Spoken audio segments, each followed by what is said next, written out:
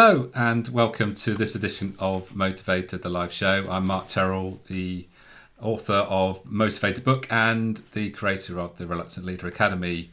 Today we are going to be talking about the fifth step in the measure process, which is U for Unify. And just to recap, though, if you haven't caught the previous four shows, the first show was M for Mirror, the second one was E for Evaluate, a third show was A for Action, and the fourth show was S for Systemize.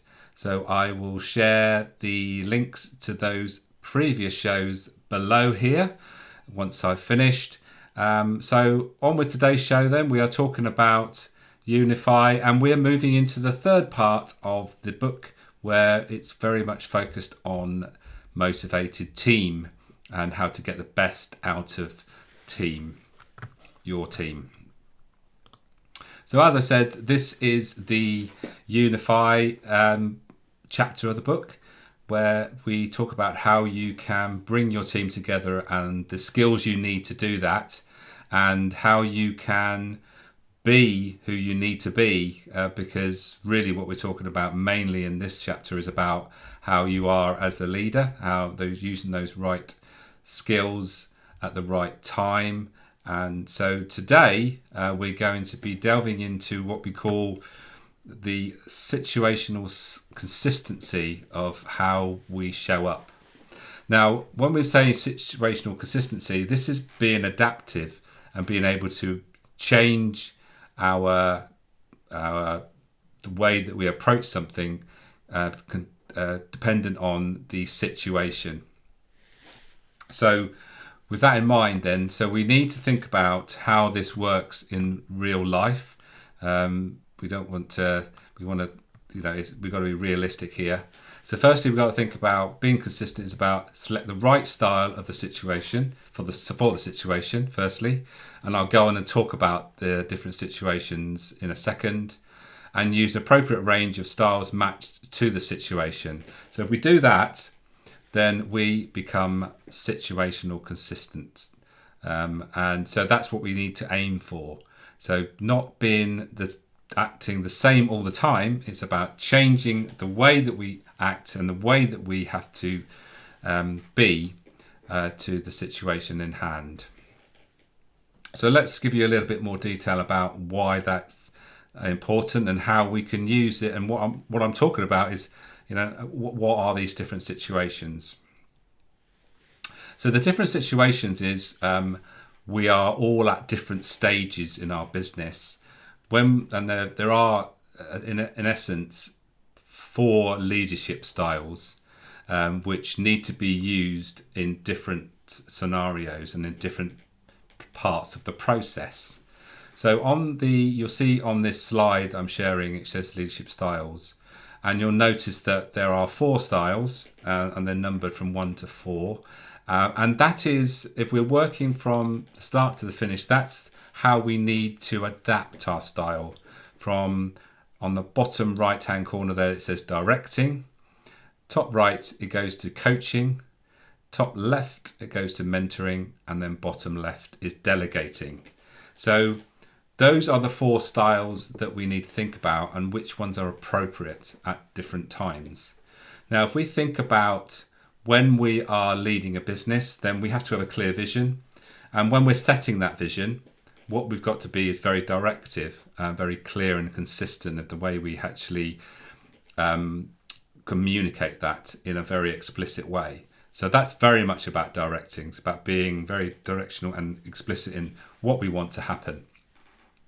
The next stage is we start to move things forward and we start to let our team do things.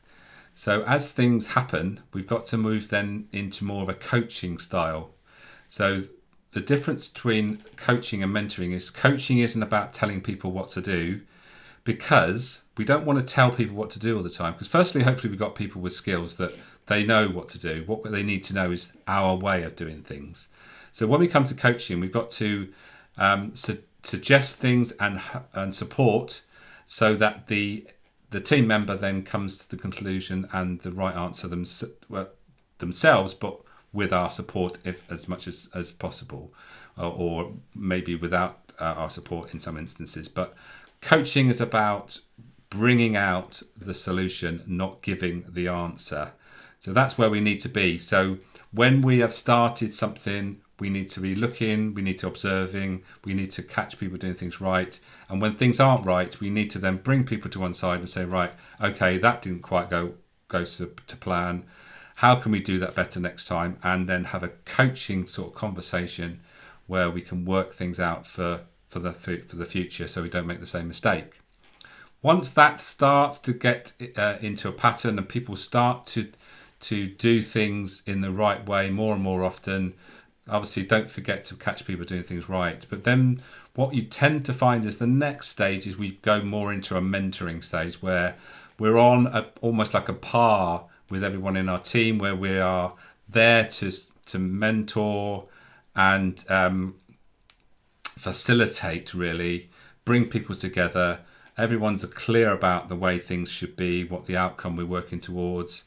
What we're doing now is more to do with bringing people together, allowing people to put their own input in and almost take over the responsibility for how things are done. So that mentoring stage is really important to allow that a transition to happen. And then the final stage is the delegating part, where we're not really having too much in the day-to-day. We are delegating responsibilities because we know everybody can do what is needed. We are playing the role of just being there for being there to be seen and to be there for anyone to call on us if we need to. But on a day-to-day sort of a basis, on an operational basis, I suppose you could say, we're not getting involved in the nitty-gritty day-to-day sort of stuff. So this is part of what we talk about in the Unify chapter of the book, and it's an important part, and it's a transition really from thinking about the initial stages of your business, moving through to making sure that you're thinking about the right role for your business, and then the next stage is to develop your team, so that they can then take on more and more responsibility. And there's lots of other techniques and strategies that we need to think about how we transfer that responsibility. So we, as I've mentioned in previous videos, become the oil that keeps the machine working, not the biggest cog in the machine. So I hope that's useful. If you have any questions, if you catch this on replay, then please ask any questions and I'll be happy to answer them. And if you have anything that you want to reach out to me for, then please do that. So I mentioned the book, which is all this information you can find, Motivated the book. You can find links of how to order that from my website. Excellent. Thank you, Paul, for buying the book. That's brilliant. I hope you enjoy it.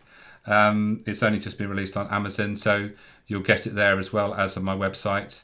And so with the book, you will be able to see the 7 steps laid out. There's also some other information in there that I've added.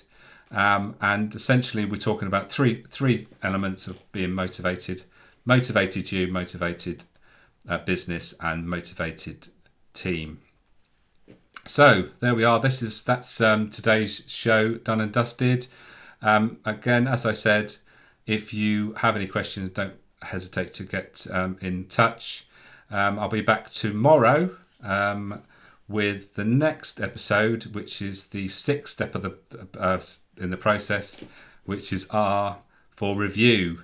And this is, well, every step is important, but review is something that we've got to make sure that we are checking what we're doing, and we're not just going at things and not checking that we're doing the right things, and we're sort of monitor things. So review is an essential part. So this is where we expand on that, and that's what we're going to be talking about in the next part of the next show in the series. So hopefully you can join me for that. And until then, I'll bid you farewell. Have a great day, and see you soon.